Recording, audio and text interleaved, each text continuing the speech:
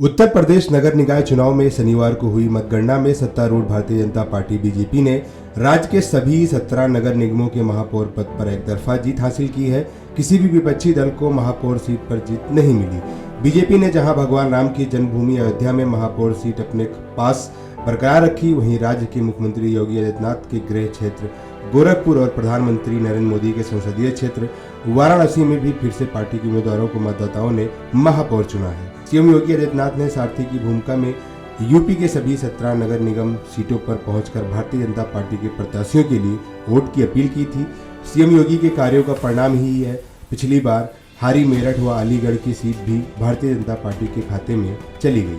वहीं पहली बार बने शाहजहांपुर में भी कमल ने कमाल कर दिया। यहां भी पहला नागरिक बनने का गौरव भाजपा उम्मीदवार अर्चना वर्मा को मिला।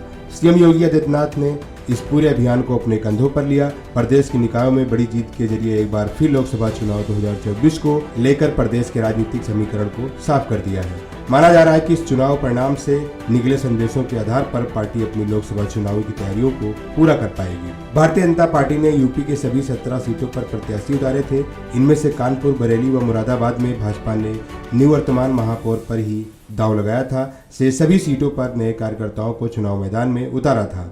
17 में से 17 सीटों पर योगी आदित्यनाथ के विकास कार्यों पर आमजन ने मुहर लगाई और कमल खिलाया। भारतीय जनता पार्टी और योगी के प्रति आमजन का विश्वास है कि पार्टी के 4 प्रत्याशियों ने दूसरी बार महापौर बनने का गौरव हासिल किया। कानपुर से प्रमिला पांडे, मुरादाबाद से विनोद अग्रवाल और बरेली से उमेश गौतम अनवरत दूसरी बार महापौर बने, जबकि हरिकांत अहलूवालिया इसके पहले भी मेरठ के महापौर रह चुके हैं। झांसी में भाजपा के बिहारी लाल ने सबसे पहले जीत हासिल की। सीएम योगी आदित्यनाथ ने नगर निकाय चुनाव में कुल 50 रैलियां की।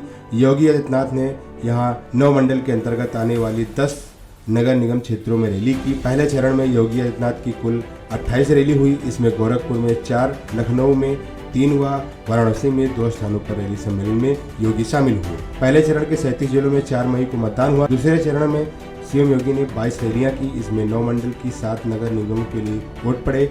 यहां अयोध्या नगर निगम के लिए सीएम योगी 2 बार पहुंचे। यहां संत सम्मेलन में भी सीएम की उपस्थिति जीत के लिए काफी कारगर रही।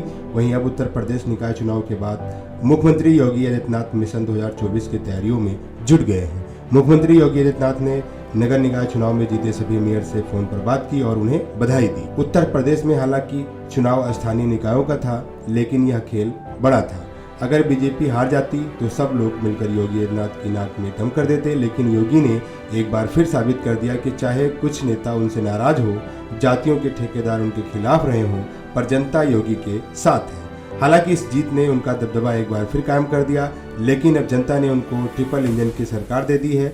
अब योगी आदित्यनाथ के सामने सबसे बड़ी चुनौती होगी जनता के सपनों को पूरा करना और उनकी अपेक्षाओं पर खरा उतरना।